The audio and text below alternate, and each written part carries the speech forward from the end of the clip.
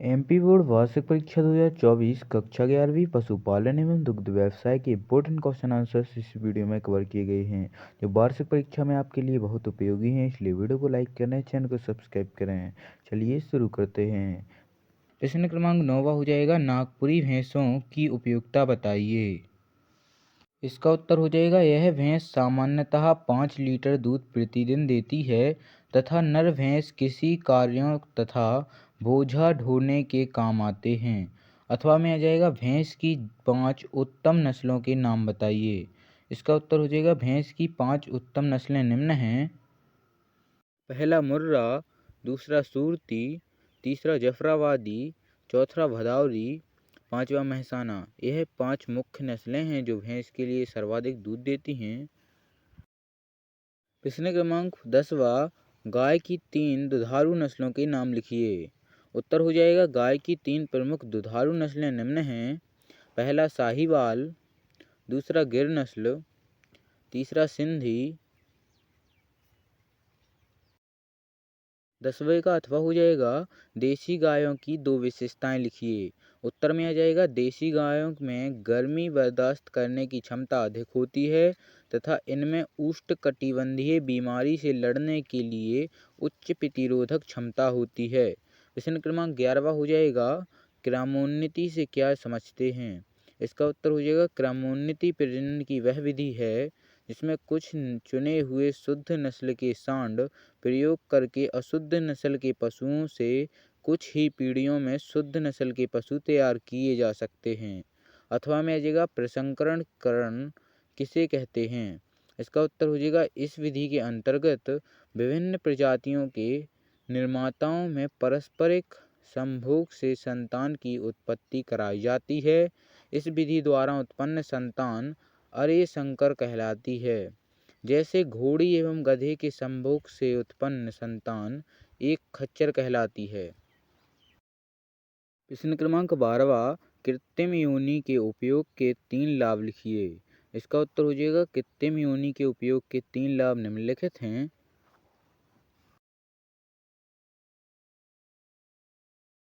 पहला, वीर्य पूर्ण मात्रा में तथा शुद्ध रूप से प्राप्त होता है। दूसरा, संक्रमण की संभावना नगण्य रहती है। तीसरा, शुक्राणु अधिक समय तक जीवन क्षम रहते हैं।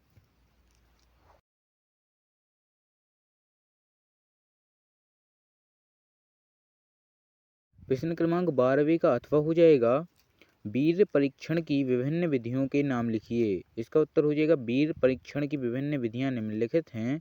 पहला, भौतिक परीक्षण, दूसरा रासायनिक परीक्षण, तीसरा सूक्ष्मदर्शीय परीक्षण, चौथा जीवाणुवीय परीक्षण। प्रश्न क्रमांक 13वां हो जाएगा, वीर्य तनुकारक में ग्लूकोज एवं फ्रुक्टोज के कार्य लिखिए। इसका उत्तर हो जाएगा, वीर्य तनुकारक में ग्लूकोज जहां वीर्य में उपस्थित शुक्राणुओं को ऊर्जा प्रदान करता है, वहीं ट्रकटोल वीर्य को निम्न ताप पर जमने से बचाता है। अथवा में आ जाएगा, कृत्रिम गर्भाधान की परिभाषा दीजिए। इसका उत्तर हो जाएगा, नर पशुओं से कृत्रिम यंत्रों द्वारा वीर्य एकत्रित करके स्वच्छता पूर्वक उसे मादा के जनन इंद्रियों में सही जगह पर सही समय में पहुंचाना कृत्रिम गर्भाधान कहलाता है। प्रश्न क्रमांक 14वां हो जाएगा, गाय एवं भैंस के बाह्य अंगों में मुख्य अंतर कीजिए। इसका उत्तर हो जाएगा, गाय एवं भैंस में निम्नलिखित अंतर होते हैं। पहला, गायों में कुबड़ पाया जाता है जबकि भैंसों में यह अनुपस्थित होता है। दूसरा, गायों के गर्दन में गलकंबल पाए जाते हैं जबकि भैंस में गलकंबल नहीं होते हैं। तीसरा, गाय का सींग छोटे एवं पतले होते हैं जबकि भैंसों के सींग चौड़े एवं काफी मजबूत होते हैं।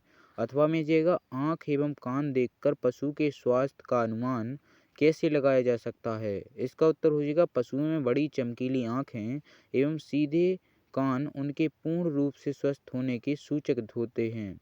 वहीं यदि पशु की आँखें कीचड़ युक्त मलिन हों तो पशु रोगग्रस्त हो सकता है।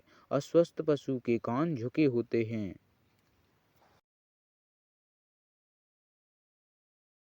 प्रश्न क्रमांक 15वां हो जाएगा, हरियाणवी गाय की 4 विशेषताएं लिखिए। इसका उत्तर हो जाएगा हरियाणवी गाय की विशेषताएं निम्नलिखित हैं। उनका रंग सामान्यतः सफ़ेद या हल्का धूसर होता है। इन पशुओं का मुँह लंबा तथा सकरा माथा, चपटे सींग, छोटे तथा ऊपर उठे हुए होते हैं। कंद मझोला टाँटा छोटा तथा मैदान खिंचा होता है। चौथा हो जाएगा इन नस्लों की गाय दूध देने में औसत किस्म की होती हैं। अथवा में आ जाएगा देसी गाय एवं विदेशी गाय का तुलनात्मक अध्ययन कीजिए। इसका उत्तर हो जाएगा देसी गाय एवं विदेशी गाय में अंतर निम्न है। पहला, देसी गाय में कूबड़ होता है, विदेशी गायों में कूबड़ नहीं होता है। देसी गायों की पीठ धनुषाकार होती है, बल्कि विदेशी गायों की पीठ सीधी होती है। देसी गाय गर्मी सहन करने की क्षमता रखती हैं। विदेशी गाय ठंडे प्रदेशों से संबंधित होती हैं अतः गर्मी सहन करने की क्षमता कम रखती हैं। देसी गाय दुग्ध उत्पादन अपेक्षाकृत कम देती हैं। विदेशी गाय औसतन दूध अधिक देती हैं। प्रश्न क्रमांक 16 हो जाएगा पशु प्रजनन के उद्देश्य लिखिए। उत्तर हो जाएगा पशु प्रजनन का मुख्य उद्देश्य उनमें नस्ल सुधार करना तथा वांछित लाभ प्राप्त करना है। इन उद्देश्यों को हम निम्न प्रकार देखते हैं। पहला, उत्तम पशु निर्माण। दूसरा, पशु समूह की उन्नति। तीसरा, पशुओं को शीघ्र प्रजननशील बनाना तथा नियमित रूप से बछड़े देने एवं दूध देने सुनिश्चित करना। चौथा, प्रजनन संबंधी बीमारियों या बांझपन दूर करना। अथवा में आ जाएगा मध्य प्रदेश की पशु प्रजनन नीति समझाइए। इसका उत्तर हो जाएगा मध्य प्रदेश सरकार की पशु प्रजनन नीति का मुख्य उद्देश्य पशु प्रजनन द्वारा उत्तम एवं गुणवत्ता वाले पशु निर्माण करना रहा है। इस नीति के प्रमुख बिंदु निम्न हैं। पहला, विदेशी नस्ल के उत्तम पशु सांड से देसी गायों का प्रजनन कराना। दूसरा, कृत्रिम गर्भाधान केंद्रों की स्थापना करना। तीसरा, गौ सदन योजना का विस्तार। चौथा, प्रजनन विस्तार प्रोग्राम के तहत नस्ल सुधार पर जोर देना। प्रश्न क्रमांक 17 हो जाएगा अंतः प्रजनन व बाह्य प्रजनन में अंतर स्पष्ट कीजिए। इसका उत्तर हो जाएगा अंतर प्रजनन व बाह्य प्रजनन में अंतर निम्न है। पहला, अंतः प्रजनन की वह प्रणाली है जिसमें 4-5 पीढ़ी तक के संबंधी नर एवं मादा पशु के बीच समागम कराया जाता है। वहीं बाह्य प्रजनन की वह विधि है जिसमें ऐसे नर व मादा पशुओं के बीच समागम कराया जाता है जो एक दूसरे संबंधित नहीं होते हैं। दूसरा, इससे आनुवंशिक एकरूपता या समरूपता को बढ़ावा मिलता है। दूसरा, बाह्य प्रजनन का हो जाएगा इससे आनुवंशिक विविधता को बढ़ावा मिलता है। तीसरा हो जाएगा इससे अर्जित गुण स्थिर रखे जा सकते हैं। बाह्य प्रजनन में हो जाएगा इससे नए गुणों का समावेश होता है। चौथा हो जाएगा इससे पशुओं में अनुकूलन कम होता है। वहीं इसमें आ जाएगा इसी वहिषूणता बढ़ती है तथा अनुकूलन बढ़ता है। अथवा में जाएगा कृत्रिम गर्भाधान की 4 परिसीमाएं लिखिए। इसका उत्तर हो जाएगा कृत्रिम गर्भाधान की परिसीमाएं निम्नलिखित हैं। पहला, इसके लिए प्रशिक्षित कार्यकर्ताओं का होना आवश्यक है। कई बार अनुभवहीन कार्यकर्ताओं से गलती हो जाने पर संक्रमण, गर्भ नहीं ठहरने आदि समस्याएं आ जाती हैं। दूसरा, अधिक समय का लगना। तीसरा, सांड चयन प्रक्रिया इस विधि के लिए एक चुनौती है। चौथा, वीर्य संग्रह, परिवहन एवं वीर्य सेचन के दौरान प्रयोग में लाए जाने वाले संयंत्रों का रोगाणु मुक्त करना अति आवश्यक होता है। 18वां, मुर्रा भैंस की उत्पत्ति, पहचान एवं उत्पादन के आधार पर वर्णन कीजिए। उत्तर हो जाएगा मुर्रा नस्ल की भैंस सबसे अधिक दूध देने वाली भैंस है।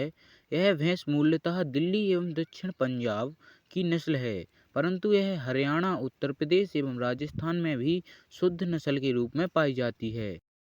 रोहतक जिले में इस नस्ल की भैंस का मेला लगता है। इस नस्ल की भैंस काले एवं सहाय रंग की होती है, परंतु माथे, पूंछ, पैरों पर सफ़ेद धब्बे पाए जाते हैं। इनका चमड़ा मुलायम एवं चमकीला होता है। इनके आयन सुरभित ओवरी एवं दुग्ध सिराएं स्पष्ट होती हैं। मुर्रा नस्ल की शुद्ध भैंस प्रति व्यात औसतन 2200 लीटर दूध देती है। इस नस्ल में दूध देने की अधिकतम मात्रा 5450 लीटर प्रति व्यात पाई गई है। इनके दूध में वसा की मात्रा 7% होती है। अथवा में जगह मुर्रा नस्ल की भैंस का मूल स्थान व पहचान के लक्षण लिखिए।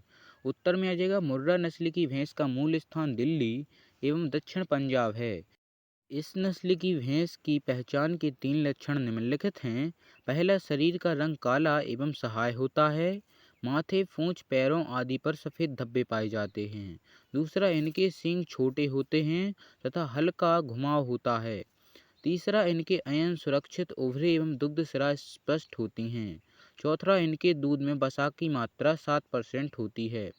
पांचवा, यह भैंस प्रति व्यात 2200 लीटर दूध देती है। प्रश्न क्रमांक 19वां हो जाएगा, एक अच्छे बैल के 8 आवश्यक गुण लिखिए। उत्तर में आ जाएगा, एक अच्छे बैल के गुण निम्नलिखित हैं। पहला, शरीर माध्यम सुडौल कठीला होना चाहिए। दूसरा, सींग छोटे एवं मोटे होना चाहिए। तीसरा, टाँटा छोटा व मुतान खिंचा होना चाहिए। चौथा, पाँव सीधा होना चाहिए।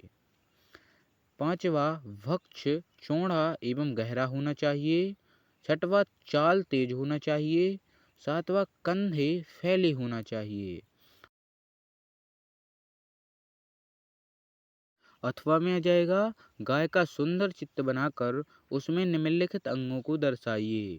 पहला, पूंछ, मूल, नितंब, दुग्धशिरा, अयन, गलकम्बल। फ्रेंड्स, वीडियो में बताए गए सभी प्रश्न महत्वपूर्ण हैं, इसलिए सभी के स्क्रीनशॉट ले लीजिएगा। बाकी अगर आपको अन्य विषयों के पेपर चाहिए तो वो डिस्क्रिप्शन बॉक्स में आपको प्रोवाइड कर दी जाएंगे। बाकी अगर आपको वीडियो पसंद आ रही हो तो वीडियो को लाइक करें, चैनल को सब्सक्राइब करें और बेल आइकन को ऑल पर सेलेक्ट करना ना भूलें, क्योंकि इस चैनल पर आपको ऐसी ही इन्फॉर्मेटिव वीडियो देखने को मिलते रहेंगे।